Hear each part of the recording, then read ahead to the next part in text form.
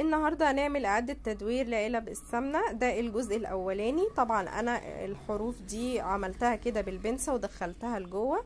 عملت قطعة من الكرتون على مقاس القاعدة، وهجيب الخيش والزقها عليها بالشكل ده،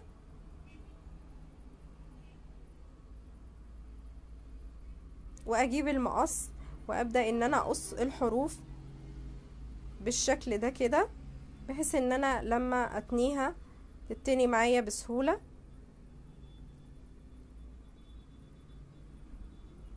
بعد كده هجيب الشمع واتني الحروف اللي انا قصيتها بالشكل ده كده. زي ما قلت لكم ده الجزء الاولاني من اعادة تدوير علب السمنة. ان شاء الله انتظروني في الجزء التاني قريب. هنلزق القاعدة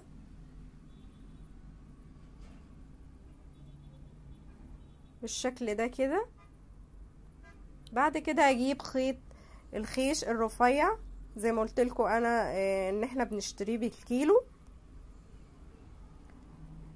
قسمت 4 من كل خيط، طبعا قد بعض 4×3، يعني كل جزء هضفره منه 4، وهبدأ ان انا اضفره بالشكل ده كده لحد ما اعمل على قد ما انا عاوزة. وبعد كده هبدأ ان انا الفها على علبة السمنة بالشكل ده كده. بحط الشمع وبلف، واحاول ان انا ما يبقاش فيه فراغات عشان اغطي العلبة كلها.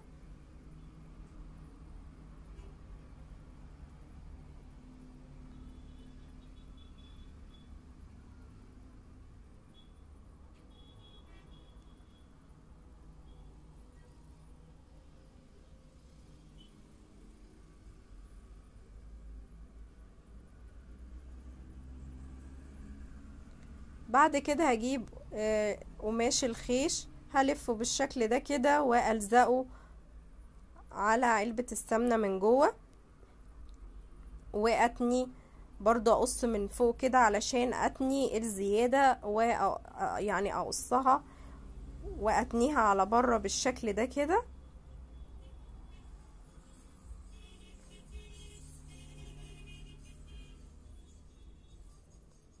وعملت كمان قاعدة من جوه برضو بقماش الخيش هنلزقها من جوه. وبعد كده هنكمل بقية الضفاير اللي احنا عاملينها دي لحد ما نخلص بيها العلبة كلها.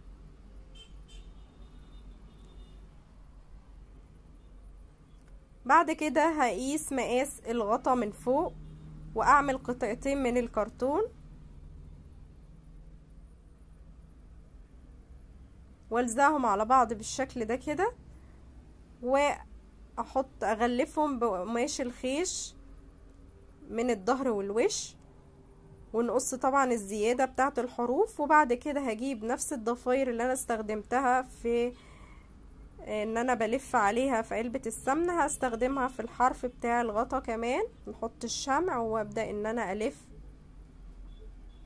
واظبط عشان يبقى الضفاير مظبوطة، وفي يعني من فوق من تحت مظبوطين، مفيش حاجة طالعة ولا نازلة.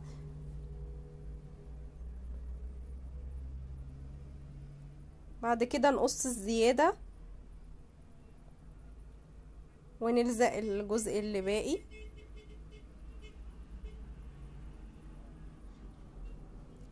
بعد كده عملت برضو قطعة من الكرتون على مقاس الجزء اللي هو اللي من جوه ده، وهلزقه بالشكل ده كده في النص هنا كده على مقاس الغطا، علشان لما نغطي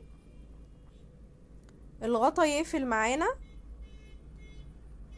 نظبط كده الفتحة بتاعة الغطا، وهنا قفل اهو بالشكل ده كده. بعد كده هجيب لو في اي فراغات اغطيها بالخيط بتاع الخيش،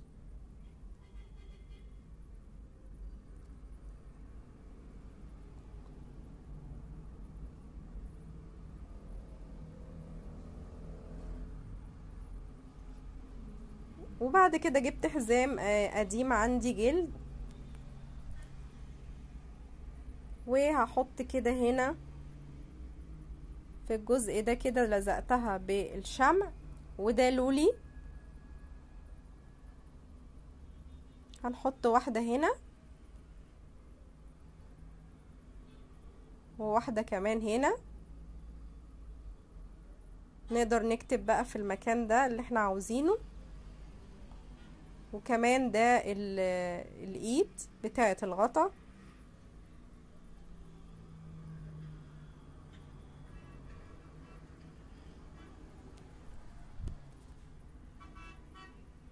نلزقها كويس، ولما تنشف هنحط اللولي برضو واحدة من هنا وواحدة من هنا بالشكل ده كده.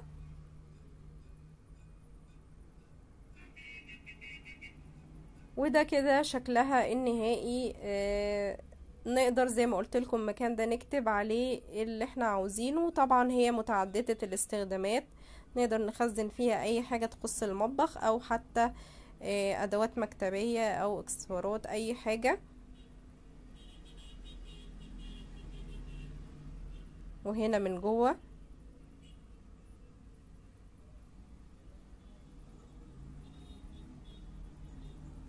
اتمنى ان الفيديو يكون عجبكم. لو عجبكم ما تنسوش اللايك والشير، واللي لسه ما اشتركش في القناة يشترك ويفعل الجرس علشان يوصله كل جديد. وطبعا زي ما قلت لكم ده الجزء الاولاني لإعادة تدوير علب السمنة، وان شاء الله انتظروني في الجزء التاني، وان شاء الله الفكرة تعجبكم،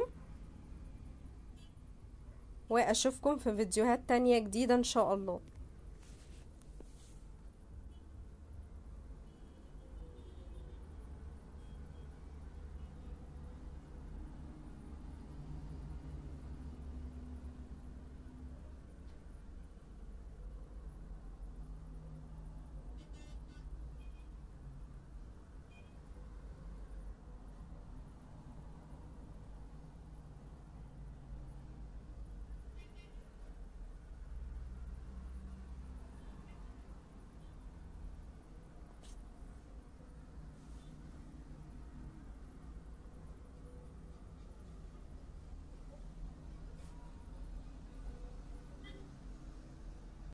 هنجيب قارورة مية. طبعا انا عاملة الكرتون اللي عليها ده بس عشان القاعدة بتاعتها مش مظبوطة، فانا عشان تكون مظبوطة عملت لها الكرتون ده، فيعني ما تاخدوش في بالكم. المهم هنجيب الكيس ده بلاستيك زي الاكياس الحرارية الكبيرة كده، قصيتها وعملت المقاس بحيث ان انا اخدها بالشكل ده كده. انا مش عاملة القاعدة، انا واخدة من اول الحرف لحد فوق، وسايبه القاعده المدوره دي لسه هعملها لوحدها. هنا انا بلزقها في بعض من الجنب عشان تمسك على قاروره الميه، وبعد كده بجيب السولوتيب برضو والزقها من جوه. وبعد كده عملت دايره بمقاس اكبر شويه، وهبدا ان انا الزق الدايره دي في الجوانب اللي انا كنت بعملها. هنلزق طبعا الدايره كلها لحد ما نخلصها وتبقى كلها لازقه كويس، عشان دي هتكون البطانه بتاعه الباسكت اللي احنا هنعملها. وبعد كده هجيب خيط الخيش ده يعني سمكه ارفع شويه، بس ملمسه تحس ان هو مشابه للخوص والخشب اكتر من اللي قبله. فهنبدأ ان احنا نلف لحد ما نخلص القاعدة، وبعد كده هنلف تاني بقى في الجوانب بحيث ان احنا نفضل نلف لحد ما نكمل الجزء ده كده، ونشوف هنعمل مقاس قد ايه. انا خلصت كده واكتفيت. هجيب خيط المكرمية باللون الابيض، وهبدأ ان انا الف بنفس الطريقة برضو، احط الشمع والف كده بطريقة متساوية لحد ما اخليها تبقى نفس الجزء اللي هو اللي تحت يبقى زي اللي فوق. بعد كده هشيل السولوتيب واشيل بقى منها القارورة المية، وبعد كده اقص بقى اللي هي الكياس اللي هو المتبقي من الكيس البلاستيك ده، اقصه كده خلاص مش عاوزينه. وبعد كده هجيب خيط المكرمية اعمل من كل واحدة، يعني هتكون هنضفرها فهتكون كل واحدة كل ناحية 2، ونلم كل اتنين مع بعض ونضفرهم بالشكل ده. طبعا انا الباسكت اللي انا عاملاها دي زي ما قلت لكم هي الحاجات دي بتتباع بنفس الطريقة كده في المحلات، فهتبقى فكرة المشروع كويس للي حابب عاوز يعمل مشروع. دي كده الايدين، هنحط الشمع بالشكل ده كده ونلزق الايد كويس جدا من كل جنب، وبعد كده هنلفها ونلزق برضو الحتة التانية دي بالشكل ده كده، وهنعمل الناحية التانية برضو بنفس الطريقة. بعد كده جبت شريط اللولي ده وهلزقه على المكان اللي في النص اللي ما بين الخيش وخيط المكرمية بالشكل ده كده. بعد كده هجيب الكرتونة دي والف عليها خيط المكرمية وادخل من الجنب ده كده واربطه، وبعد كده اقص الجزء اللي من تحت ده. طبعا انا بعمل ليه كده بخيط المكرمية لاني ما عنديش الخيط اللي هو بتاع التريكو. التريكو هيبقى اسهل واحسن، فانا اضطريت ان انا استخدم خيط المكرمية. بعد كده بربطها من فوق بالشكل ده كده بحيث ان هي تديني شكل اللي هي الشراشيب دي. عملت منهم 3 وابدأ ان انا ازين بيهم الباسكت اللي انا عاملاها.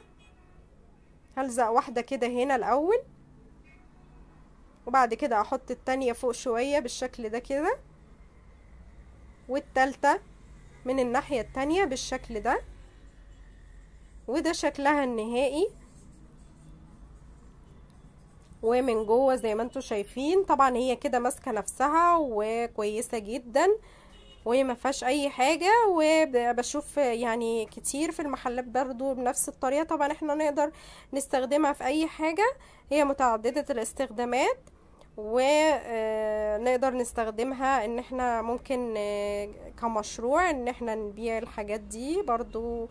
ان شاء الله تكون فكره مربحه. فاتمنى ان الفيديو يكون عجبكم. لو عجبكم ما تنسوش اللايك والشير، واللي لسه ما اشتركش في القناة يشترك. القناة بتاعتي عن اعادة التدوير واعمال الهاند ميد، واشوفكم في فيديوهات تانية جديدة ان شاء الله.